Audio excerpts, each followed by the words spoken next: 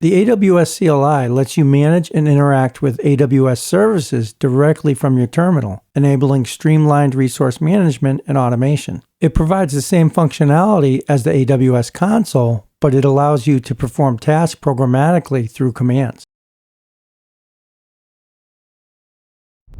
Google AWS CLI install. Select this top link. Scroll down and expand your operating system. For Mac OS, you can copy and run these 2 lines of code in your command line.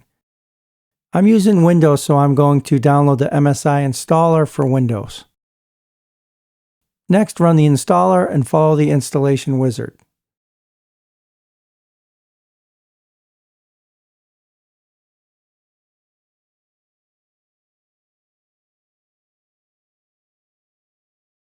Once installation is complete, for Windows, open Command Prompt or PowerShell. For Mac, open Terminal, then run AWS --version. If this help command comes up, then your install was successful. If not, try closing your prompt window and reopening. We need to create an IAM user to access the CLI. Log into AWS Management Console. Search and navigate IAM, which is Identity and Access Management. Click on Users, click Create User, enter a username. I'm going to call my user TCF-CLI. Click Next. If I plan to add and manage many IAM users, I may want to create a permissions group, but instead I'm going to choose the Attach Policies directly. For simplicity, I will attach Administrator Access for full access, but you can select policies specific to the user's needs. For example, S3 full access or EC2 read-only. Click Next. Click Create User. Click on the user you just created. Click Create Access Key. For use case, I'm going to choose Command Line Interface CLI. Check off I understand the above recommendation and want to proceed to create an access key. Click Next. Click Create Access Key. So I just created a user that has complete programmatic admin access to my entire AWS account. Notice the message we get that says, this is the only time that the secret access key can be viewed or downloaded. You cannot recover it later. However, you can create a new access key anytime.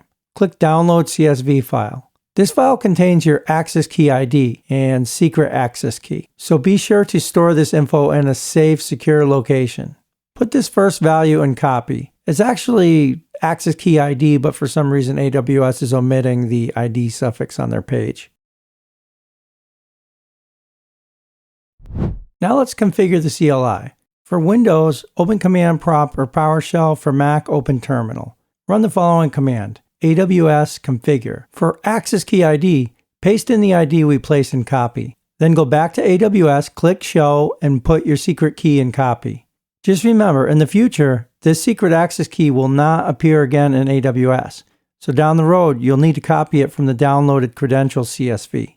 Next, bring your terminal back up and paste in your secret access key. For default region, I'm going to use US East 1. Choose the region closest to your resources. Output format, I typically choose JSON. Now let's test our configuration. Run a test command like listing S3 buckets by entering AWS S3 LS. If configured correctly, you'll see your bucket list or a confirmation if no buckets exist. The sky is the limit when it comes to the CLI. You could do many things, including creating and syncing S3 buckets, but we're not limited to just S3 buckets. There's tons you can do with all the other AWS services. AWS CLI is a very powerful tool. I really hope you enjoyed this tutorial.